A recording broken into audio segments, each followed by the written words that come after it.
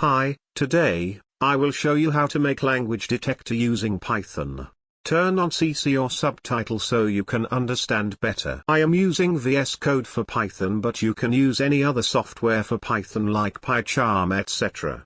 First of all, we need to download a function named LangDetect. Open terminal and write pip install LangDetect. I already installed this function. Just follow my instructions and don't make any little mistake.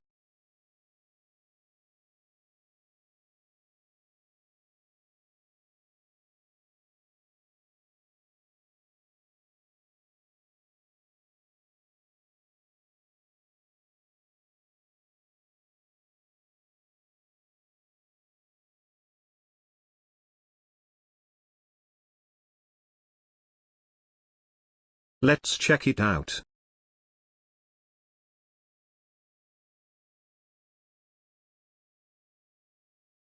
As you can see, I write something in English and it says it is English language. Let's check it in some other language.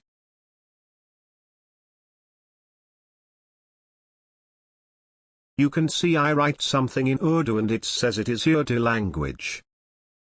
Let's check if it's detect Hindi.